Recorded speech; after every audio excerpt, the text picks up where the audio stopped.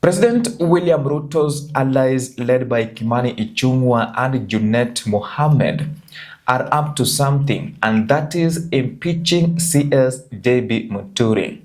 I want us to listen to them speaking, and we are starting with Junet Mohammed. So if you no longer believe in what the government is doing and you're a cabinet secretary, just resign. You are not welded there like chuma, like an iron. You are not welded in government. Just leave. You know, the other time when we were impeaching the deputy president, somebody told me that he was asked, why can't you resign now that members of parliament have lost faith in you? A pastor in his home told him that you have been put there by God. You must remain there until you are removed by God. Now God spoke through angels to the members of parliament and they removed him. And God's work happened in this parliament, Mr. Speaker. Somebody told him that you are put there by God. Only God can remove you.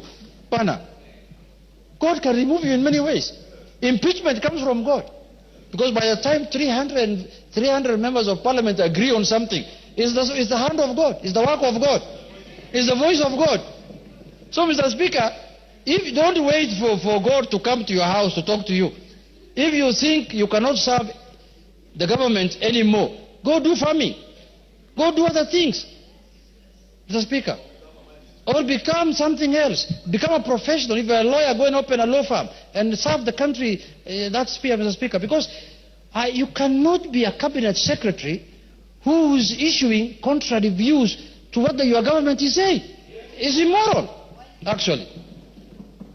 The other day I saw a good friend of mine, whom I learned a lot of things under him, who was sitting in the chair where Mr. Speaker is sitting, Mr. Speaker. And I learned everything I'm doing in this house under his, Mr. Speaker, under his supervision.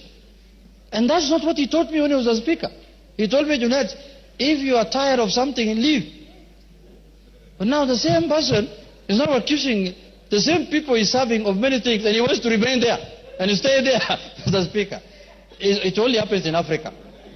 That is exactly what I am talking about. There is no way Junet Mohammed can speak authoritatively in the National Assembly without a clear plan. Let us now listen to Kimani Ichung'wah speaking before we proceed. If any of our cabinet secretaries feels that the president has reassigned them to a ministry that they think is lower than whichever other ministry that they were in, Honorable Speaker, the honorable thing to do is, if you feel the ministry you are serving in is too small for you and you are too big for that ministry, simply resign. If you think, Honorable Speaker, that you are reassigned to a ministry where you are not able to extort money from people as you used to extort in any other, Honorable Speaker, and you can't say to the public, and you now want to pretend that you are holier than thou, and we know you, and you know if you are about to be fired, don't pretend that you are either resigning or asking to be fired. Honorable Speaker, just go. And it is not just those who are serving, even these ones that we are approving today.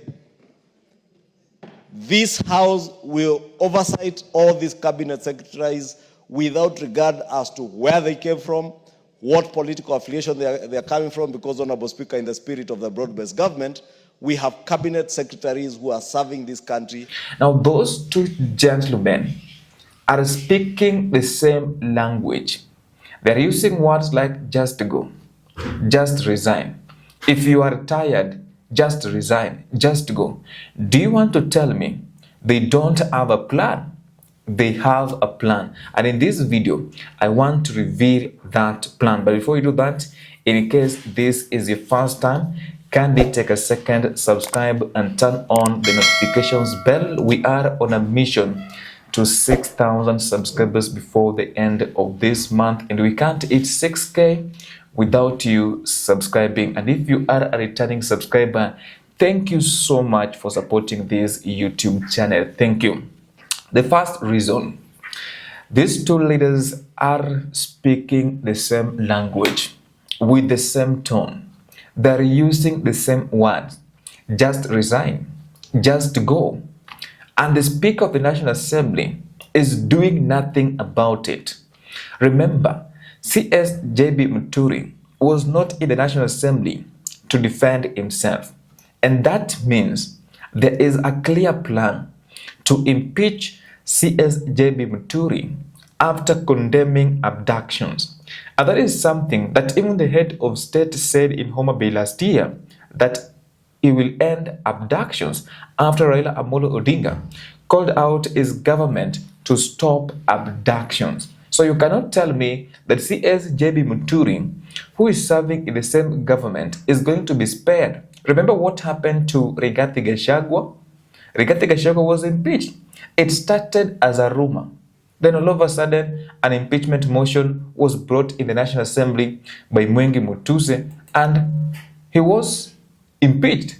The same thing can happen to CS.JB Muturi. But the good news is CS.JB Muturi, from the look of things, he is not going to wait until these people to draft an impeachment motion.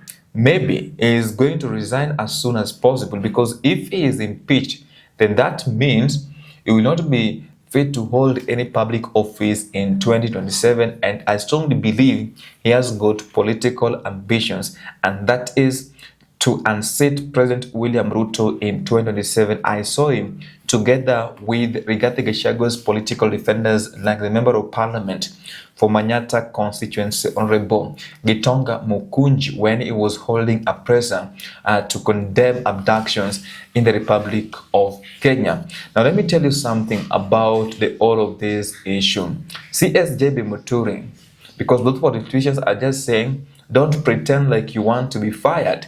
And that means if he is fired, he's going to receive he's going to receive sympathy from Kenyans, because they will see that President William Ruto fired him.